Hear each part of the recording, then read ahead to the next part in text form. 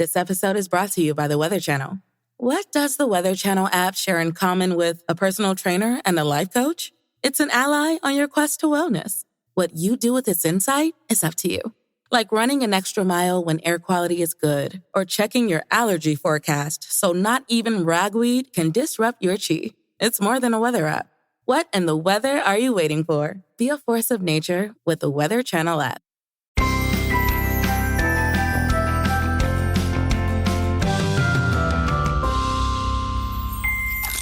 Welcome to Bytes of Health, where we hope to take a bite out of your parent worries each day with sound advice and guidance. Every morning, we'll answer a commonly asked pediatric question in 5 minutes or less.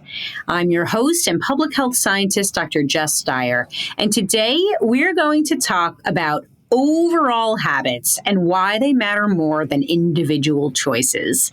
The clock is ticking, so let's get to it.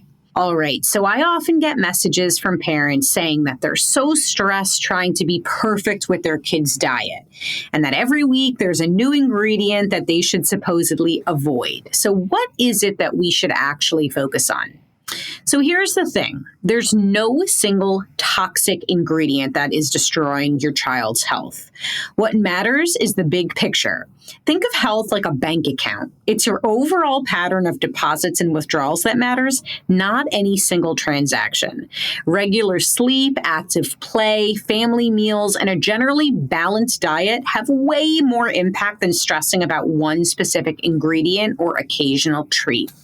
Another very important concept is that the dose makes the poison. So unless you're eating something specific in huge amounts every single day, it is very, very unlikely to cause significant harm. All right, so that makes sense, but what habits actually make the biggest difference for kids? So the research is actually quite clear on this. The habits that consistently predict better health outcomes are regular sleep schedules, eating meals as a family, daily physical activity, and having clear routines. For example, a kid who gets good sleep and regular activity but occasionally enjoys candy is likely healthier than a kid who eats quote unquote perfectly clean but is sedentary and sleep deprived. It's about balance, not perfection. And that being said, I as a parent understand that there might be some nights where your kid is not getting a great night's sleep, and that's okay too. Again, it's about overall patterns. All right, what about treats? I feel guilty every time my kid has something quote unquote unhealthy. Let's reframe this completely. When we label foods as good or bad, we're actually setting kids up for an unhealthy relationship with food. A cookie isn't going to undo an otherwise healthy diet, just like one salad does not make an unhealthy diet healthy. What matters is teaching kids to listen to their bodies, enjoy all foods in moderation, and understand that different foods serve different purposes. Some for nutrition, some for enjoyment, and that is okay.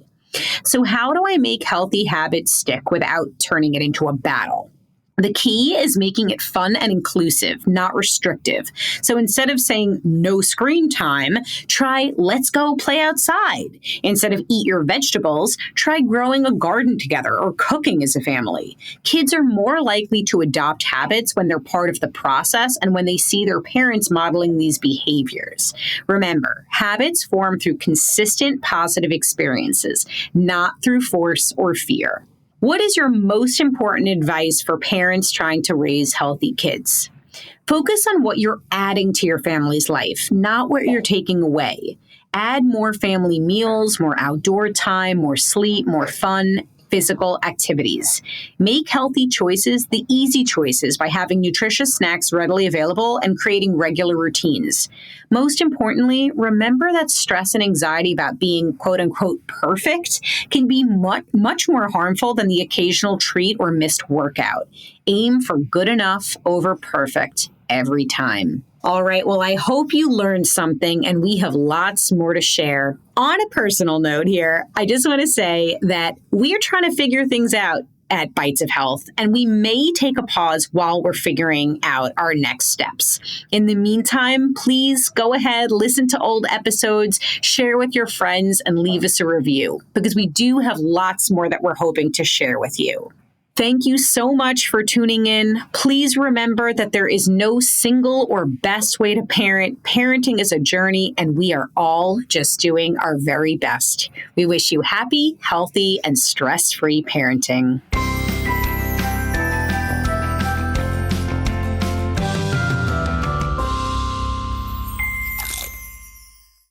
If you're listening to this podcast, then we know you love learning. So let me tell you about Airwave History Plus, now available on Apple Podcasts. Airwave History Plus is your ticket to ad-free listening, bonus content, and early episodes from dozens of the most popular history podcasts, including History That Doesn't Suck, The Explorers Podcast, The History of World War II, Queen's Podcast, The History of Egypt, The Age of Napoleon, and more. For your free trial, search Airwave History Plus on Apple Podcasts and hit subscribe. That's Airwave History Plus, available now on Apple Podcasts. Airwave History Plus, the essential audio destination for history lovers.